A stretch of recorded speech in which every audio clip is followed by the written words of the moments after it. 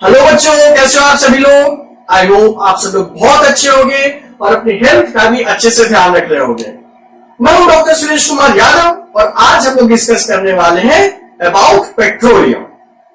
पिछले वीडियो में हम लोगों ने कोल की बात की थी, कार्बोनाइजेशन की बात की थी और डिस्ट्रक्टिव डिस्टिलेशन के बारे में बात की थी। इस वीडियो में हम लोग ज्यादा एम्फेसिस देंगे ऑन पेट्रोलियम, राइट।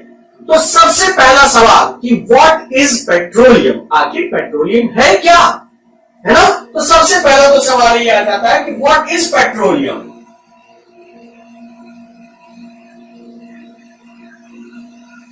है ना। तो जैसे आप लोगों ने कोल के बारे में जब पढ़ा था तो ये पता था कि जो वेजिटेशन था, जो फॉरेस्ट थे, जब वो बरीड हो गए under soil for millions of years के लिए, तो उसके बाद से फॉर्मेशन हुआ किस चीज का, कोल का, राइट। ये हम लोगों ने पढ़ा था पिछले वीडियो में। इन द सेम वे जो माइक्रोब्स प्रेजेंट थे इन सी, जो समुद्र में, जो सी में, जो ओशंस में जो माइक्रोब्स थे, जब वो बरीड हो गए under the layer of sand and clay for millions of years, तो उन पर क्या होता गया, प्रेशर पड़ता गया और वहां पर ऑक्सीजन की तो अवेलेबिलिटी थी नहीं। इस वजह से उनका क्या हुआ, एनारोबिक डिकम्पोजिशन हुआ। और जब एनारोबिक डिकम्पोजिशन हुआ तो वहां पर जो है फॉर्मेशन हुआ किस चीज का, petroleum, right. So petroleum is formed as a result of buried microbes under the soil under tremendous pressure and temperature, और उसमें जो टाइम लगा वो भी मिलियंस ऑफ ईयर्स का है, राइट। इसीलिए चाहे कोल हो चाहे पेट्रोलियम हो, क्योंकि इन दोनों के फॉर्मेशन में बहुत ही ज्यादा टाइम लगता है और इसके फॉर्मेशन में हमारा कोई भी इन्वॉल्वमेंट नहीं है, इसीलिए आप उनको बोलते हैं नेचुरल रिसोर्स और रिन्यूएबल की नॉन रिन्यूएबल। ये है नॉन रिन्यूएबल रिसोर्स, राइट। क्यों, क्योंकि अगर ये एक बार खत्म हो गया तो आपके जीते जी या कई पीढ़ियों के बाद भी इनका फॉर्मेशन नहीं हो पाएगा। ओके। तो अगर हम पेट्रोलियम प्रोडक्ट्स की बात करते हैं या पेट्रोलियम की बात करते हैं तो इसके लिए एक टर्म यूज किया जाता है, इसके लिए एक टर्म यूज किया जाता है which is known as black gold. Black gold क्यों कहते हैं ब्लैक गोल्ड, क्योंकि जो पेट्रोलियम है, जो पेट्रोलियम आप अर्थ से निकालते हैं, जो क्रूड पेट्रोलियम जिसको कहते हैं, वो पेट्रोल जैसा नहीं है, वो काफी गाढ़ा, बहुत ही थिक विस्कस लिक्विड होता है, बहुत ही थिक सा। उसका कलर डार्क ब्लैक, मतलब ब्लैक जैसा होता है, डार्क ब्राउन कह लीजिए या ब्लैक कह लीजिए, क्योंकि उसमें बहुत सारे कंपोनेंट्स हैं और सारे के कंपोनेंट जो है वो बहुत ही इंपॉर्टेंट है। आप वहां से बहुत सारा पैसा भी कमा सकते हैं, इसीलिए उसको कहा जाता है ब्लैक गोल्ड। आप खुद ही देखिए, अगर आप पेट्रोल की प्राइसेस देखें तो आपको समझ में आ जाएगा कि 1 लीटर पेट्रोल की कीमत कितनी है, लगभग 80 रुपए। तो मतलब सस्ता तो नहीं, ये बहुत ही महंगा है, राइट। क्या ये पॉइंट समझ में आया कि नहीं आया। तो ब्लैक गोल्ड क्यों कहा गया है, क्योंकि इसमें बहुत सारे इंपॉर्टेंट कंपोनेंट्स प्रेजेंट है जिनका जो यूटिलाइजेशन है वो बहुत ज्यादा है। आप बहुत जगह पर उसको यूटिलाइज कर सकते हैं। लाइक जैसे मान लीजिए आप पहले नेचुरल गैसेस की बात कर लीजिए, फिर आप पेट्रोल की बात कर लीजिए, फिर डीजल की बात कर लीजिए, फिर एविएशन फ्यूल की बात कर लीजिए। उसके बाद जैसे जैसे चीजें निकलती जाएंगी विस्कोसिटी और बढ़ती जाएगी, फिर ग्रीस हो जाएगा, फिर आपका फाइनली जो बचता है वो क्या हो जाएगा, वो मान लीजिए आपके पास में पैराफिन वैक्स हो जाएगा, पैराफिन वैक्स हो जाएगा। क्या ये पॉइंट समझ में आया, है ना। तो जो पेट्रोलियम है इसको हम लोग ब्लैक गोल्ड भी इसीलिए कहते हैं क्योंकि इसमें बहुत सारे कंपोनेंट्स हैं जो कि प्रेजेंट होते हैं। अब दूसरा सवाल आता है कि भाई अगर इस पेट्रोलियम में बहुत सारे कंपोनेंट्स हैं तो उनको आप अलग कैसे करेंगे, है ना, ये पॉइंट है। याद कीजिए पिछले वीडियो में हमने बात की थी डिस्ट्रक्टिव डिस्टिलेशन की, डिस्टिलेशन पढ़ाया था, फिर डिस्ट्रक्टिव डिस्टिलेशन बताया था और वीडियो खत्म होते हमने बताया था कि फ्रैक्शनल डिस्टिलेशन भी होता है। याद है कि नहीं आ रहा है। तो आज हम लोग डिटेल में बात करेंगे फ्रैक्शनल डिस्टिलेशन के बारे में, ठीक है।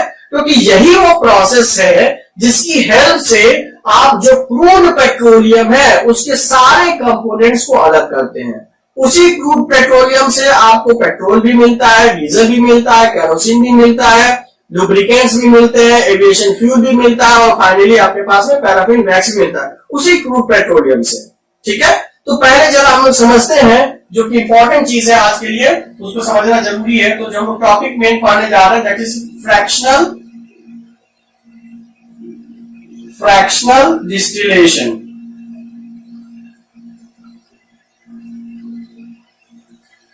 तो बच्चों एक बार डिस्टिलेशन जल्दी से देख लेते हैं। डिस्टिलेशन के केस में क्या होता था कि आप सब्सटेंस को हीट करते थे। अगर हम यहीं पर एक डिस्टिलेशन का सेटअप बनाते हैं, आपको क्या करना था, आप क्या करते थे वहां पर, मान लीजिए राउंड बॉटम फ्लास्क है, थोड़ी छोटी बन गई कोई बात नहीं, और इसमें हमने दो कंपोनेंट भर दिए, एक कंपोनेंट ए भर दिया और एक कंपोनेंट बी भर दिया। ठीक है, और आप इसको क्या कर रहे हैं, हीट कर रहे हैं। मान लीजिए कि जो कंपोनेंट ए है इसका जो बॉइलिंग पॉइंट है वो 60 डिग्री है, और कंपोनेंट बी का जो बॉइलिंग पॉइंट है सपोज ये 95 डिग्री है, सपोज, राइट, परसेंटेज नहीं, 95 डिग्री सेंटीग्रेड मान लीजिए, परसेंटेज नहीं होगा, डिग्री सेंटीग्रेड, राइट। तो होगा क्या बच्चों, देखिए क्योंकि इनके बॉइलिंग पॉइंट में सिग्निफिकेंट डिफरेंस है, सिग्निफिकेंट अच्छा खासा डिफरेंस है, राइट। तो होगा क्या कि पहले वेपर्स किसके बनेंगे, पहले वेपर्स किसके बनेंगे, पहले वेपर्स बनेंगे ए के। क्यों, क्योंकि जब आप हीट करना शुरू करोगे तो पहले कौन सा टेम्परेचर अचीव होगा, 60 डिग्री। तो जैसे 60 पर पहुंचेगा तो क्या होगा, जो ए होगा वो अपने वेपर्स फॉर्म करना शुरू करेगा। और आपको पता ही है कि डिस्टिलेशन में क्या होता है, डिस्टिलेशन में यहां से ट्यूब ले जाते हैं, पास करते हैं कंडेंसर से, और फिर उसको कलेक्ट कर लेते हैं। यही तो करते थे हम लोग। यहां पर आपने क्या लगाया था, यहां पर आपने लगा दिया कंडेंसर। कंडेंसर का काम क्या होगा, ये जो वेपर्स हैं, जो वेपर्स आ रहे हैं उनको कूल डाउन करना। तो ये वेपर्स ऊपर जाएंगे, इधर से आप क्या पास करते हैं, इधर से आप पास करते हैं कोल्ड वाटर, क्या पास करते हैं, कोल्ड वाटर, राइट। और इधर से क्या निकलता है, हॉट वाटर निकलता है। यह हम लोगों ने पिछली बार ही पढ़ लिया था, हॉट वाटर, राइट। क्यों हॉट कैसे हो गया भाई, जो स्टीम है उसके कांटेक्ट में आएगा तभी तो ये स्टीम जो है वो जो वाटर है वो क्या हो जाएगा, गर्म हो जाएगा। मैं सिंपल एग्जांपल से आपको समझाता हूं। मान लीजिए आपने एग बॉईल किया, अंडा बॉईल कर लीजिए, ठीक है, गरम गरम अंडा निकालिए और ठंडे पानी में उसको रख दीजिए। क्या होगा, थोड़ी देर के बाद जो ठंडा पानी था वो भी धीरे धीरे गर्म हो जाएगा, होगा कि नहीं होगा, और जो अंडा बहुत गर्म था वो थोड़ा थोड़ा ठंडा हो जाएगा। यही चीज तो यहां पर भी हो रही है। जो स्टीम के वेपर्स आ रहे हैं या जो ये वेपर्स आ रहे हैं वो काफी ज्यादा टेम्परेचर पे, सपोज 60 डिग्री पर है, और जब आप कोल्ड वाटर पास करेंगे तो क्या होगा, ये टेम्परेचर कम होता जाएगा, और जब टेम्परेचर कम हो जाएगा तो ये वेपर से धीरे धीरे किसमें कन्वर्ट होने लगेंगे, ये धीरे धीरे करके लिक्विड में कन्वर्ट होंगे और यहाँ पर इकट्ठा हो जाएंगे। क्या ये पॉइंट समझ में आ गया। तो इसीलिए इधर से आप कोल्ड वाटर इनलेट होता है और वाटर बाहर निकलते निकलते गर्म हो चुका होता है। इसका मतलब कि कंडेंसर ठीक से काम कर रहा है और जो वेपर्स हैं वो जो है लिक्विफाई हो रहे हैं, वो लिक्विड स्टेट में कन्वर्ट हो रहे हैं। तो ये था डिस्टिलेशन, ठीक है। अब जरा एक कंडीशन सोचिए, मान लीजिए इस केस में तो हमने जो दो कंपोनेंट है उसका बॉइलिंग पॉइंट बहुत ज्यादा डिफरेंट कर दिया, एक का 60 है तो दूसरे का मान लीजिए हमने 95 ले लिया। आप इमेजिन कीजिए अगर ए का भी 60 है और बी का अगर हम चेंज करके इसको कर देते हैं 65, 5 डिग्री का डिफरेंस कर देते हैं, है ना। तो ये डिफरेंस तो बहुत कम हुआ ना, बहुत कम हुआ।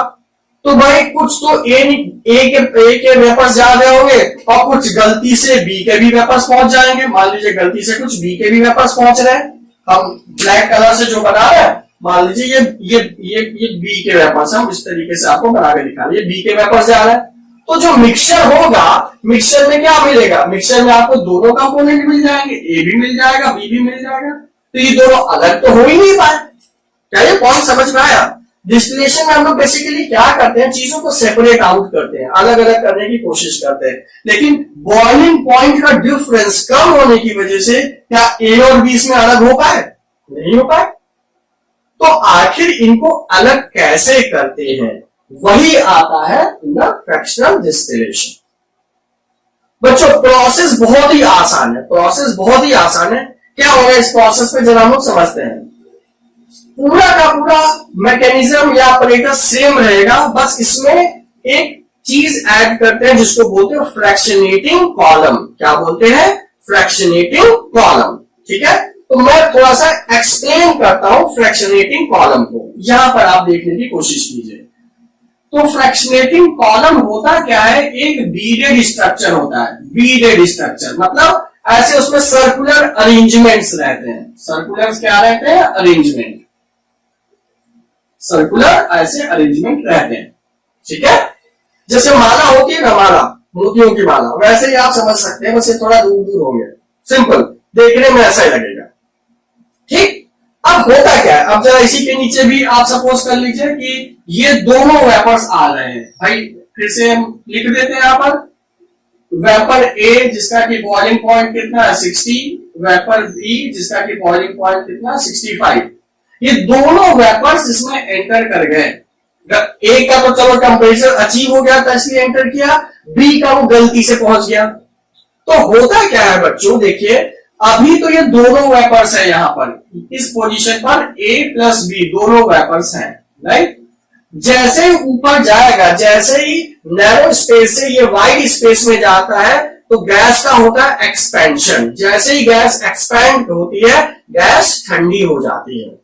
जैसे ही गैस एक्सपैंड हो रही है, गैस क्या हो जाएगी, ठंडी हो जाती है। तो अब जब ये ठंडी हो गई तो इसका जो टेम्परेचर है, भाई मान लीजिए आप ए की बात करते हैं और हम थोड़ी देर के लिए मानते हैं कि ये इसका टेम्परेचर हमने 60 डिग्री सेंटीग्रेड अचीव कर लिया है, ये मान के चल रहे हैं, ठीक है।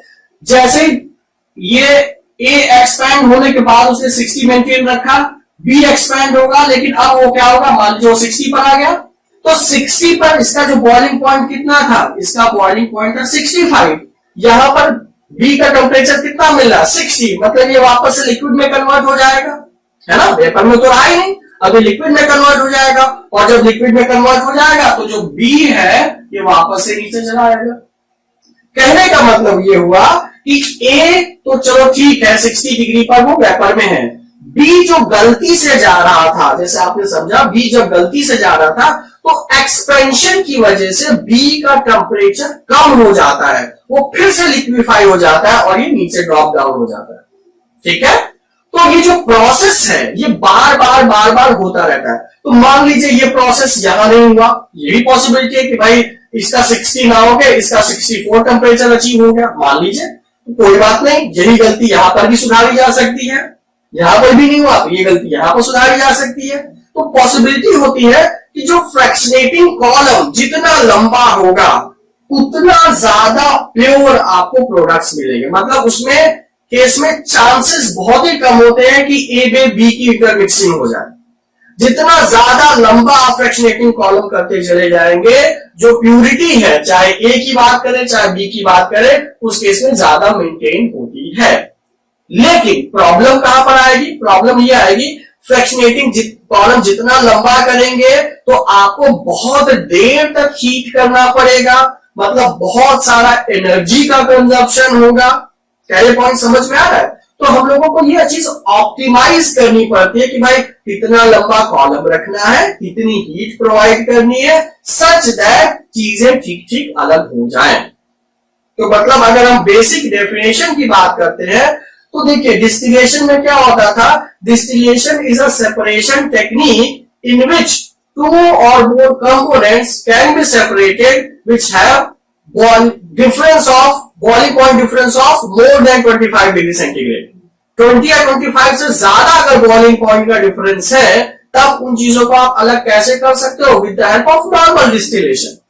लेकिन अगर उनके बॉइलिंग पॉइंट का डिफरेंस कम है, लेस देन 20 डिग्री कम है, तो उस केस में आप नॉर्मल डिस्टिलेशन से उसको अलग नहीं कर सकते हैं, फिर आपको फ्रैक्शनल डिस्टिलेशन ही करना पड़ेगा।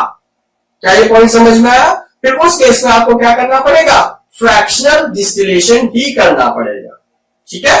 तो जो ये तो ऑपरेटर्स था नॉर्मल डिस्टिलेशन का, अगर इसी ऑपरेटर्स में हम फ्रैक्शनल डिस्टिलेशन बनाना चाहें तो क्या करेंगे, कुछ नहीं करना होगा, बस एक एडिशनल चीज और कर देंगे। देखिए ये हमारे पास नॉर्मल अरेंजमेंट जो था ही था, सेम अरेंजमेंट, बस हमें इसमें क्या लगाना है, इसमें हमें एक फ्रैक्शनेटिंग कॉलम लगा देना है बस, और क्या हो गया। और थोड़ा सा इसको ऊपर कर देते हैं, छोटा कर देते हैं इसको, खाली एक फ्रैक्शनेटिंग कॉलम लगा दीजिए। तो फ्रैक्शनेटिंग कॉलम लगाने से होगा क्या बच्चों, फ्रैक्शनेटिंग कॉलम लगाने से क्या होगा कि जो वेपर्स गलती से ऊपर चले गए थे वो वापस से लिक्विफाई होकर क्या हो जाएंगे, नीचे आ जाएंगे। बाकी पूरा अरेंजमेंट एकदम सेम है, पूरा अरेंजमेंट एकदम सेम। इधर कंडेंसर लगा दीजिए, जैसा कि आप जानते ही हैं, ये कंडेंसर हमने लगा दिया, ठीक है, ये हमने कंडेंसर लगा दिया, और यहाँ पर क्या होगा, जो सब्सटेंस होगा वो लिक्विफाई होकर आपको मिल जाएगा। ठीक है, पॉइंट ऑफ डिफरेंस समझना जरूरी है कि जो फ्रैक्शनल डिस्टिलेशन है इसमें फ्रैक्शनेटिंग कॉलम जुड़ा हुआ होता है, ये एडिशनल फ्रैक्शनेटिंग कॉलम है जिसकी वजह से फ्रैक्शनल डिस्टिलेशन होता है। फिर से एक बार और, क्या कि फ्रैक्शनल डिस्टिलेशन क्या है, जब बॉइलिंग पॉइंट का difference less than 20 degree centigrade होगा तब नॉर्मल डिस्टिलेशन से आप उन सब्सटेंसेस को अलग नहीं कर सकते हैं। उस केस में आपको क्या करना पड़ता है, उस केस में आपको फ्रैक्शनल डिस्टिलेशन जो है वो करना पड़ता है। ठीक है, तो अब बात आती है जो क्रूड पेट्रोलियम है, जो क्रूड पेट्रोलियम है उससे कौन कौन से प्रोडक्ट मिलते हैं, क्रूड पेट्रोलियम से कौन कौन से प्रोडक्ट मिलते हैं। तो क्रूड पेट्रोलियम से देखिए सिंपल बात यह है कि जिसका बॉइलिंग पॉइंट सबसे कम होगा वो सबसे पहले निकलेगा, मतलब उसको कम टेम्परेचर देने पर ही वो चीज सेपरेट आउट हो जाएगी। जिसका बॉइलिंग पॉइंट जितना ज्यादा होगा वो उतनी बाद में निकलेगा, एकदम सिंपल बात है। बॉइलिंग पॉइंट कम वो जल्दी सेपरेट आउट हो जाएगा, बॉइलिंग पॉइंट ज्यादा वो देर में सेपरेट आउट होगा। आप लोग अगर अपनी बुक्स में देखेंगे तो एक डायग्राम जरूर बना होगा, हर बुक में एक डायग्राम बना होगा जिसमें कि रिप्रेजेंट किया गया होगा कि जो वेरियस कंपोनेंट्स हैं क्रूड पेट्रोलियम के वो कैसे कैसे अलग होंगे। तो पहले नेचुरल गैस निकल रही है, फिर पेट्रोल गैस निकल रही है, फिर पेट्रोल निकल रहा है, फिर डीजल निकल रहा है, फिर केरोसिन निकल रहा है, फिर एविएशन फ्यूल निकल रहा है, फिर आपका मान लीजिए लुब्रिकेटिंग ऑयल निकल रहा है, और फिर लास्ट में क्या निकलेगा, लास्ट में निकलेगा आपका पैराफिन वैक्स। तो ये सारे के सारे जो कंपोनेंट्स थे, ये सारे के सारे जो कंपोनेंट्स थे वो आपने किससे आइसोलेट किए, वो आइसोलेट किए आपने क्रूड पेट्रोलियम से। क्रूड पेट्रोलियम से हम लोगों ने एक टर्म और भी पढ़ा था, पेट्रोकेमिकल्स, अगर आपको याद हो तो।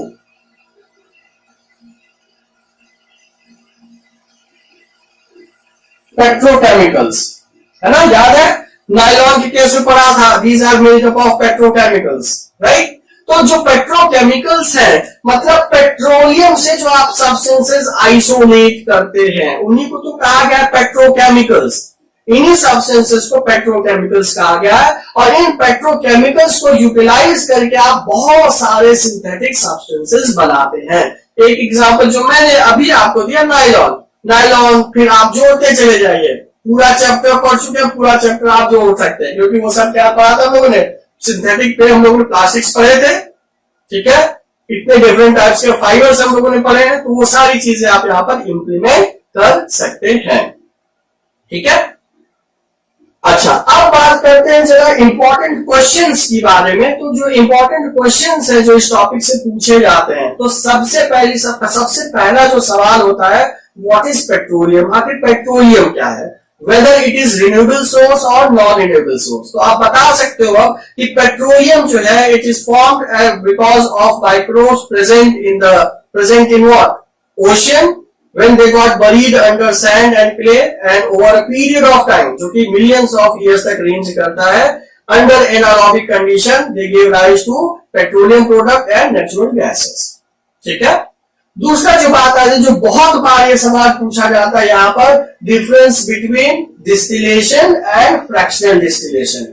डिफरेंस भी पूछा जा सकता है और सिंपली ये भी पूछा जाता है, what are the advantages of fractional distillation over normal distillation. तो अगर जब बॉइलिंग पॉइंट का difference less than 20 degree centigrade है तब तो आप उसको सेपरेट कर पाओगे विद फ्रैक्शनल डिस्टिलेशन ओनली। लेकिन अगर बॉइलिंग पॉइंट का डिफरेंस जो है वो मोर देन 20 डिग्री सेंटीग्रेड है तब आप नॉर्मल डिस्टिलेशन से भी अलग कर सकते हो, राइट। सवाल आता है कि फ्रैक्शनल डिस्टिलेशन, भाई ठीक है आप प्यूरिफिकेशन कर रहे हो लेकिन ये कॉस्टली प्रोसेस भी है ना। मैंने जैसे बताया, जैसे जैसे आप फ्रैक्शनेटिंग कॉलम को आप लंबा करते चले जाएंगे, उसको हीट करने की जो टाइम है, जो एनर्जी कंजप्शन है वो भी तो बढ़ेगा, ठीक है। दूसरा सवाल आता है कि what is the role of fractionating column, what is the role of fractionating column. तो देखिए फ्रैक्शनेटिंग कॉलम करता क्या है बेसिकली कि एक से ज्यादा टाइप के जब वेपर्स आ जाते हैं तो उसमें से जिसका बॉइलिंग पॉइंट अभी अचीव नहीं हुआ है उसको वापस से कंडेंस कर देता है। कंडेंस करने का मतलब क्या होगा, वेपर्स को लिक्विड में कन्वर्ट कर देना। और जब यहां से ये वेपर लिक्विड में हो गया था तो ये फिर से ट्रिकल डाउन करके क्या हो जाएगा, नीचे आ जाएगा। तो जो फ्रैक्शनेटिंग कॉलम है इसका पर्पस होता है कि जिस भी सब्सटेंस का बॉइलिंग पॉइंट अभी अचीव नहीं हुआ है उसको कंडेंस करके वापस से सोर्स में या वापस से जो रिजर्वॉयर है वहां भेज देना। तो ये इंश्योर करता है कि प्योर सब्सटेंस, एक ही टाइप का जो सब्सटेंस है वो फाइनली आपको आउटपुट में या रिजल्ट में मिले। ठीक है, इसके बाद हम लोगों ने बात कर ली ब्लैक गोल्ड। आखिर ब्लैक गोल्ड क्यों कहते हैं, गोल्ड मतलब बहुत महंगा है ना, तो मतलब पेट्रोलियम प्रोडक्ट से आप बहुत सारा पैसा कमा सकते हैं क्योंकि उसमें से आप बहुत सारी चीजें आइसोलेट और ऑब्टेन कर सकते हैं। नेचुरल गैसेस की बात कर सकते हैं, पेट्रोल की बात कर सकते हैं, केरोसिन की बात कर सकते हैं, डीजल की बात कर सकते हैं, एविएशन फ्यूल की बात कर सकते हैं, एलपीजी की बात कर सकते हैं, पेट्रोकेमिकल्स ओवरऑल ये है। इसके अलावा पैराफिन वेल्स की बात कर सकते हैं। तो न्यूमरस बहुत सारे कंपोनेंट्स हैं, बहुत सारे जो आप सब पार्ट्स हैं जो कि आप क्रूड पेट्रोलियम से क्या करते हैं, आइसोलेट करते हैं। ठीक है, अब सवाल आता है कि आखिर ये जो पेट्रोलियम है वो निकालते कैसे हैं। और एक टर्म जो बहुत कॉमन है कि रिफाइनिंग, पेट्रोलियम रिफाइनिंग। ठीक है, तो इसको समझना जरूरी है। तो जो पेट्रोल है या जो क्रूड पेट्रोल है वो हम लोग निकालते कैसे हैं, ऑयल वेल से निकालते हैं। ठीक है, इंडिया में भी आप लोगों ने सुना होगा बॉम्बे हाई। ठीक है, असम में जो है इंडिया का सबसे पहला जो ऑयल वेल है वो ड्रिल किया गया था। ठीक है, और मजेदार बात यह है कि वर्ल्ड का ये दूसरे नंबर पर ऑयल वेल था। पहला वेल पेंसिल्वेनिया में ड्रिल किया गया था, उसके बाद सेकेंड नंबर पर वो आसाम में ड्रिल किया गया था। तो जो क्रूड पेट्रोलियम है अर्थ से आप आइसोलेट करते हैं या निकालते हैं, आइसोलेट ठीक नहीं रहेगा, आप उसे निकालते हैं। आप लोगों ने देखा होगा जब भी क्रूड पेट्रोलियम की बात होती है तो ऐसे कुछ कुछ मशीनें चला करती हैं, है ना। तो बेसिकली क्या होता है, वो पेंडुलम जैसा अरेंजमेंट होता है जो कि अंदर से जो ऑयल है क्रूड पेट्रोलियम है उसको पंप कर बाहर लेके आता है। तो जो क्रूड पेट्रोलियम आपको मिला है उसको फिर आप क्या करते हैं, रिफाइन करते हैं। रिफाइन का क्या मतलब हो गया, रिफाइनिंग मेथड है। रिफाइनिंग मेथड है जिसमें कि आप हर कंपोनेंट को अलग अलग कर रहे हो, है ना। क्रूड पेट्रोलियम से सारे कंपोनेंट्स को अलग करना इज रिफाइनिंग। और किस प्रोसेस से करते हैं, दैट इज फ्रैक्शनल डिस्टिलेशन। इसको समझना जरूरी है ना। जो क्रूड पेट्रोलियम है उससे आप सारे कंपोनेंट्स को अलग करते हो तो उस प्रोसेस को, उस फिनोमिनन को या जो पूरी प्रोसेस उसको बोला जाता है रिफाइनिंग, पेट्रोलियम रिफाइनिंग। बहुत सारी रिफाइनरीज भी आप लोगों ने सुनी होगी। आगरा मथुरा में बहुत सारी रिफाइनरीज थी जो कि अब बंद हो गई हैं। क्यों बंद हो गई आपको पहले भी पता होगा, क्योंकि जहां पर भी रिफाइनिंग करेंगे वहां पर बहुत सारा पोल्यूशन क्रिएट होगा, बहुत सारा पोल्यूशन कॉज होगा, खास करके एयर पोल्यूशन। आगरा में ताजमहल है, ताजमहल क्या है, मार्बल का है। अगर आसपास बहुत सारी गैसेस प्रोड्यूस होंगी तो क्या होगा, जब भी पानी बरसेगा तो आसपास एसिड रेन हो सकती है जिससे कि ताजमहल को नुकसान हो सकता है। तो इस चीज को ध्यान में रख के आगरा मथुरा के आसपास जो पहले बहुत सारी रिफाइनरीज थी उसमें मोस्ट ऑफ द रिफाइनरीज को क्लोज कर दिया गया है ताकि ताजमहल पर कोई भी नुकसान ना हो। तो रिफाइनरी का मतलब क्रूड पेट्रोलियम से आप फर्दर चीजों को कैसे आइसोलेट करते हैं, उस मेथड या उस प्रोसेस को रिफाइनिंग बोलते हैं। जो प्रोसेस यूज करते हैं रिफाइनरी के लिए, that is basically what, fractional distillation. That is what, fractional distillation. क्योंकि आपको ये पता ही है कि ये एक नॉन रिन्यूएबल रिसोर्स है, तो इसीलिए हमको जो भी पेट्रोलियम प्रोडक्ट्स है उसका बहुत अच्छे से ध्यान रखना होता है, बहुत ठीक से उसको यूटिलाइज करना होता है, ऐसा नहीं कि वेस्ट करना होता है। आप लोगों ने बहुत सारे एडवर्टीजमेंट भी देखे होंगे कि अगर हम ऐसे ही पेट्रोलियम प्रोडक्ट्स यूज करते रहे तो हम अपनी आगे वाली जनरेशन के लिए शायद कुछ भी ना छोड़े।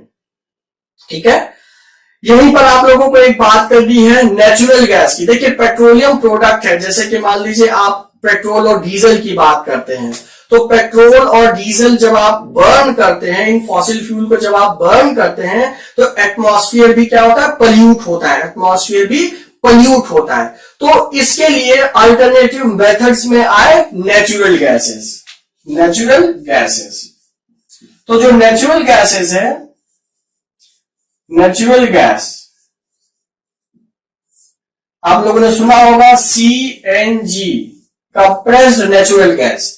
भाई गैसेस प्रोडक्ट होता है तो होगा क्या, गैसेस प्रोडक्ट के केस में चाहे एलपीजी की बात कर लो, चाहे आप सीएनजी की बात कर लो, ये सब क्या है, ये सब कंप्रेस्ड फॉर्म है। तो गैसेस प्रोडक्ट जो होंगे वो आसानी से बर्न करते हैं, हाई कैलोरीफिक वैल्यू होती है और लेस पॉल्यूशन क्रिएट करते हैं। तो जो पेट्रोकेमिकल्स, पेट्रोल और डीजल आप व्हीकल्स में यूज कर रहे हैं एज फ्यूल, उसको रिप्लेस किया गया है by using CNG, so that जो पोल्यूशन लेवल है उसको मिनिमाइज किया जा सके। नंबर 1। नंबर 2 क्या है कि जो पेट्रोल है, अगर टैंक है, पेट्रोल टैंक है, तो जितना आप पेट्रोल यूज करेंगे उतने ही वॉल्यूम में आप जो गैस है वो कहीं ज्यादा यूज कर सकते हैं, स्टोर कर सकते हैं। आप खुद देखो, आपके घर में जो सिलेंडर है सिर्फ 14 किलो गैस होती है, ठीक है, सिर्फ 14 किलो गैस है और वो लगभग 1 महीना चलता है। आप सुबह शाम को खाना बनाते रहिए, अगर उतना ही आप वॉल्यूम अगर मान लीजिए पेट्रोल का ले लेंगे तो हो सकता है वो 10 दिन में ही खत्म हो जाए। कहने का मतलब जो गैसियस प्रोडक्ट्स हैं उनकी एफिशिएंसी बहुत ज्यादा है, कैलोरीफिक वैल्यू भी ज्यादा है, आप कंप्रेस करके आप बहुत सारे गैसेस को स्टोर भी कर सकते हैं। सेम वॉल्यूम में ज्यादा क्वांटिटी ऑफ गैस को आप आसानी से स्टोर कर सकते हैं। ठीक है बच्चों, तो आई होप आपको ये जो पेट्रोलियम है ये समझ में आया होगा, है ना। एक बार बुक से फ्रैक्शनल डिस्टिलेशन का डायग्राम जरूर देख लीजिएगा, जिसमें कि टेम्परेचर वाइज पहले नेचुरल गैस, फिर पेट्रोल गैस, फिर पेट्रोल, फिर डीजल, फिर केरोसिन, फिर एविएशन फ्यूल, फिर लुब्रिकेंट्स और फिर फाइनली जो पैराफिन वैक्स है, इनका सबका अलग अलग टेम्परेचर है। टेम्परेचर याद करने की जरूरत नहीं है, लेकिन हाँ एक ऑर्डर पता होना चाहिए कि पहले कौन निकलेगा, बाद में कौन निकलेगा। ठीक है, यहीं पर एक टर्म और भी आता है जिसको बोलते हैं बॉटल्ड गैस। बॉटल्ड गैस, तो बॉटल्ड गैस कोई भी नई चीज नहीं है। अभी आपने जो सीएनजी और एलपीजी की बात की, ये सिलेंडर्स में आते हैं, तो जो सिलेंडर है ना उन्हीं को बॉटल कहा गया है। मतलब कि ऐसी गैसेस जिनको आप कंप्रेस करके कंटेनर्स में स्टोर करके रख सकते हैं, उनको कहा गया बॉटल्ड गैस। ठीक है, तो चाहे वो एलपीजी हो, चाहे वो सीएनजी हो, these are all example of bottled gas. ठीक है, परफ्यूम जो होता है ना, जैसे छोटी सी बॉटल में आप परफ्यूम रखते हैं, वो भी गैसियस प्रोडक्ट ही है, खाली कंप्रेस करके रखा गया इसीलिए वो लिक्विफाई हो जाता है ना। एलपीजी का फुल फॉर्म बच्चों क्या होता है, एलपीजी, लिक्विफाइड पेट्रोलियम गैस। इसको समझना जरूरी है। लिक्विफाइड क्यों, क्योंकि किसी भी गैस को अगर आप बहुत प्रेस कर दोगे, ट्रिमेंडस प्रेशर एक्सर्ट कर दोगे, तो मॉलिक्यूल्स बहुत पास आ जाएंगे, और जब मॉलिक्यूल्स बहुत पास आ जाएंगे so they start behaving like liquid, इसीलिए कहा गया लिक्विफाइड पेट्रोलियम गैस। जैसे ही आप गैस में थोड़ा सा पेचकस लगाइए तो पूरी गैस निकलती है ना, तो लिक्विड नहीं, वो तो गैस है, बस खाली प्रेशर की वजह से लिक्विफाइड थी। जैसे ही आप प्रेशर रिलीज कर दोगे फिर से गैसेस प्रोडक्ट में हो जाएगी। ठीक है, तो बच्चों जब भी पेट्रोलियम प्रोडक्ट्स की बात होती है तो आपको बहुत ही जुडिशियस यूज करना है, बहुत ध्यान से यूज करना है, वेस्टेज बिल्कुल भी नहीं करना है। यहीं पर एक टर्म आता है PCRA, PCRA, petroleum conservation research association. तो ये एक बॉडी है, गवर्नमेंट बॉडी है, जो कि वेरियस मेथड्स बताती है कि जिससे आप पेट्रोलियम को सेव कर सकते हैं, उसकी वेस्टेज को मिनिमाइज कर सकते हैं। तो कई बार इसका फुल फॉर्म भी पूछ लिया जाता है ना। तो ये कुछ छोटे छोटे टर्म्स थे, तो आई होप आपको समझ में आए होंगे। ठीक है बच्चों, तो मिलते हैं नेक्स्ट वीडियो में सब्सिक्वेंट टॉपिक्स के लिए। Till then stay fit and stay healthy.